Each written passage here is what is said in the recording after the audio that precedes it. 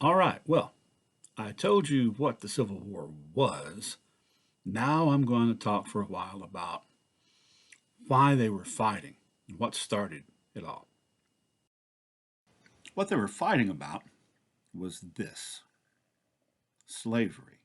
Now, I'm not sure how much you know about slavery or what it is to be a slave, so I'm going to have to go back in time a little bit and explain this so you'll understand what the fight was about.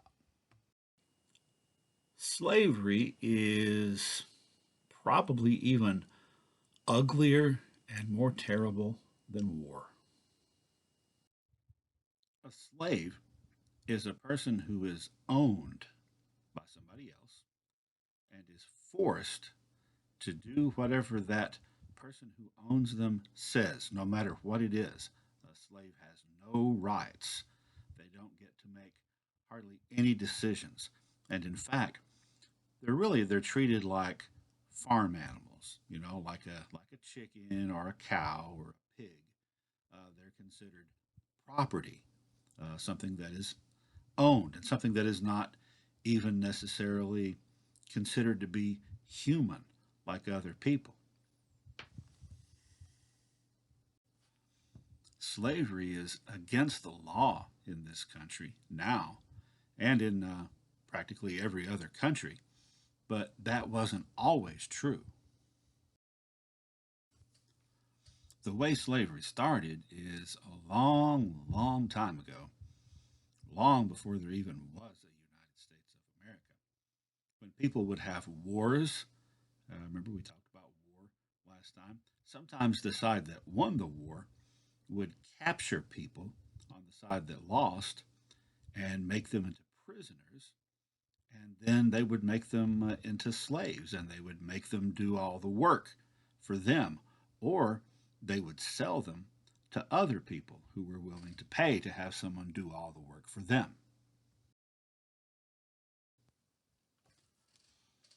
This is a map of the whole world. Although, as you know, the world is round. So actually, you would have to sort of take this map and wrap it around a ball, and then you'd see what it really looks like. Okay, but we're going to pretend like we unwrapped it and spread it out flat on the table so we can see everything. Now you'll notice that there's this gray area that's called the old world, and this green area that's called the new world. Now, the people that lived in the old world didn't know that any of that green stuff was out there. So they thought that the gray part, they thought that was the whole world. But then they found out, no, wait, there's a whole lot more. And so it was new to them. It wasn't new to the people who were already living in the green part, obviously.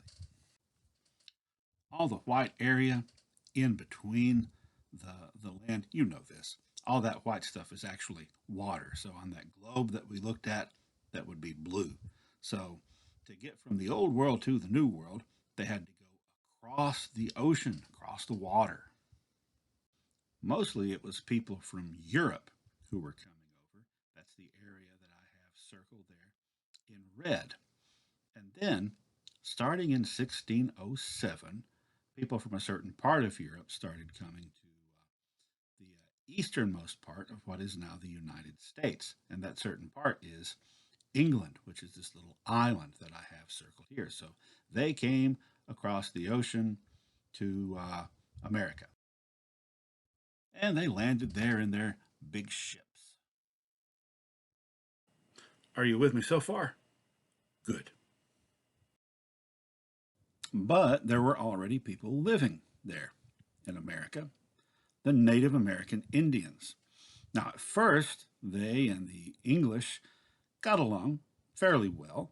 They gave each other presents and stuff like that. However, before very long, the English started making war on them so they could take their land away and use it for themselves.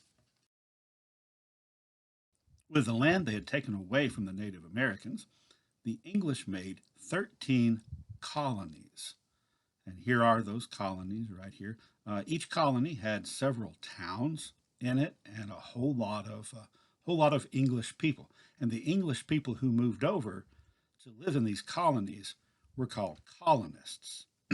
Now, up in the up in the north, in the area called New England, and in the middle colonies, New York, Pennsylvania, New Jersey, there were farms, lots of small farms. But in the colonies in the south, there were really, really big farms. And that's because it's warmer in the south and you can grow more. And so those really big farms is how some people made a lot of money. The people that owned those farms made a lot of money off of them. They called those really, really big farms in the southern colonies plantations. And they had several people that worked on them.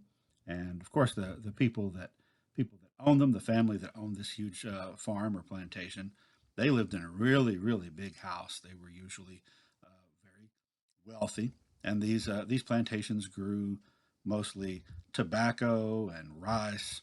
And then later on, they started growing cotton. And in fact, most of the cotton from the world was coming from those areas right there. And it made people a lot of money,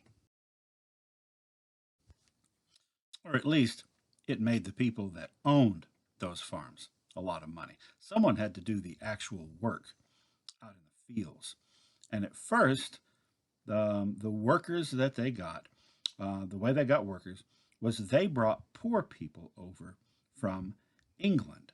And those poor people wanted to move to the New World but didn't have enough money to come over. So they would pay their way over on the boat. And in return, the poor people would have to sign a piece of paper in which they promised to be servants to the people that were paying them for 7 years. And for those 7 years, they were almost like slaves. They had very few rights and they had to do whatever they were told. Now, when those 7 years were up, then they were free and they could do whatever they wanted to. And so if the plantation owners wanted them to work then, they had to pay them to do it. Now, on your mom's side of the family, most of our family came here from England. Our ancestors, our great great great great great great grandparents. Um, they came here. They were poor and worked in the fields. However, this became kind of a kind of a problem for the plantation owners because they lost the servants after 7 years, and then they had to start paying them, and they didn't want to pay them. That meant less money for them. So they started looking at new ways to get people to work in their fields. Those poor white people, by the way, were called indentured servants. Indentured basically means that they had signed a contract, those 7 year contracts, and life was really hard for them, and a lot of them didn't even make it. A lot of them didn't live through the whole 7 years in order to get to be free because their life was so hard. So what they started doing was they started using slaves, people who had been kidnapped, captured, and were sold like they were farm animals. Now there were two kinds of slaves back then. There were the Native American Indians that the English had captured or had bought from other people who had captured, and they were forced to work in the fields. That was one kind,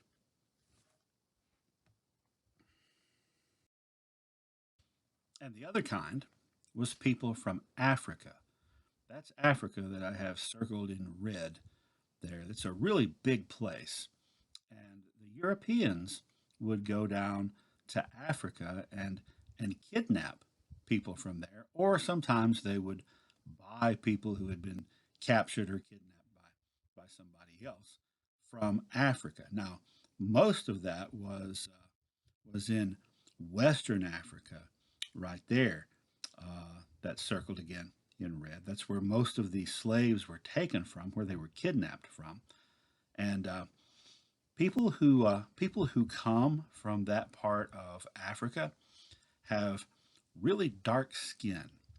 In fact, people who come from below basically this line right here in Africa are people who have really dark skin. So basically, after a while, there were three types of workers that the rich plantation owners in the South had working in their fields.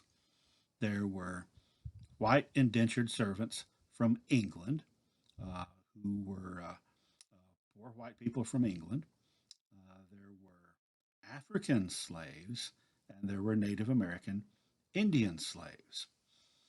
Well, as we saw, the indentured servants became unpopular to use because after 7 years they were free and you had to start paying them.